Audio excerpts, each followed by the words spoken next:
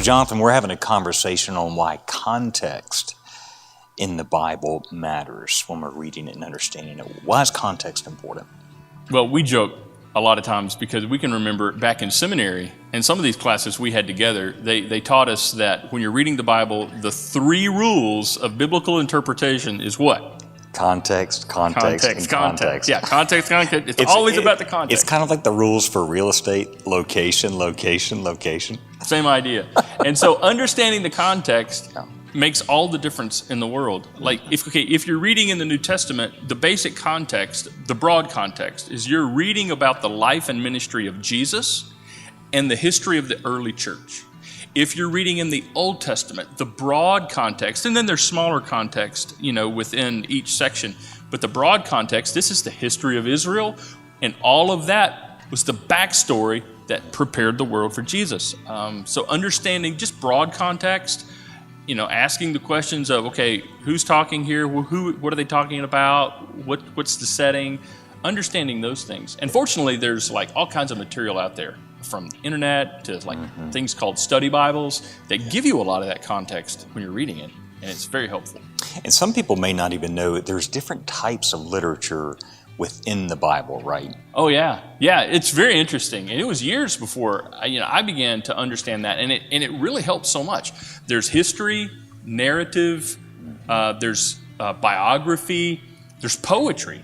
Like when you're reading poetry, you're going to encounter a lot of metaphors, a lot of analogies, a lot of figurative language that you just, at face value, you're going, what? But it's kind of like we did in Shakespeare, in high school, we would okay, this is a certain type of literature. So what do we know about this kind of literature that helps us understand what the author was meaning? And so there's also stuff like apocalyptic literature, and that's more like some of the end times, futuristic stuff. So when you're reading this, it helps you understand the context and helps you figure out, oh, okay, I see what's going on here. Right, so one of our challenges is that we can read a verse and take it out of context. What does that mean to take a verse out of context? Yeah, well, when you take it out of context, you take something that was meant by someone, to someone, or for a certain purpose, and you remove it from that framework and start misapplying it, misinterpreting it in situations that it was never intended. Like there's things that are descriptive and things that are prescriptive. Like, so the stuff that are descriptive is just basically you're reading what happened. This is what happened. This is what they did. This is what they said. And this was the result. Then there's prescriptive stuff that's basically commands and principles for us to live out. And so understanding the difference between those two and trying to figure out, is this descriptive of what they did or prescriptive of what I must do is huge. Right. You got to think that way. And so, it can be misapplied.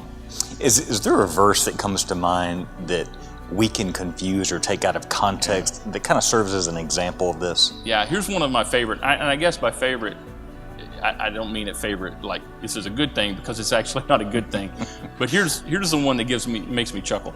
There's a verse that Paul wrote, a passage that Paul wrote to some Christians in Philippi, and he actually was writing from prison of all things, and he was writing to them in Philippians chapter 4 in the New Testament, Philippians chapter 4 verse 13, and he said, "I can do all things through Christ who strengthens me."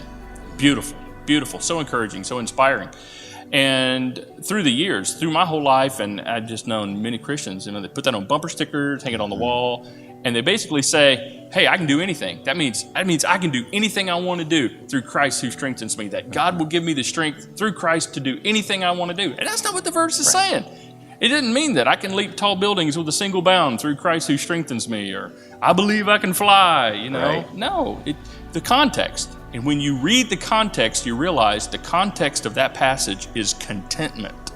And Paul was saying, this has happened to me and this has happened to me. These good things have happened and bad things have happened. And all of these situations, I've learned how to be content. And then he says, I can do all things. What things? All those things he just described. Right. I can do contentment in all of these things through the strength and power of Christ. And so, wow. Now that is good news for us. Right. God can help us be content in anything, in any situation we find ourselves in, but it does not mean that that's a blank check. Right.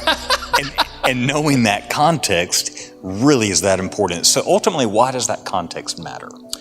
Context matters because it helps you know the who, the what, the why, the when, the where, the how. And without context, you don't get any of that. And it's not only confusing, it could actually be dangerous.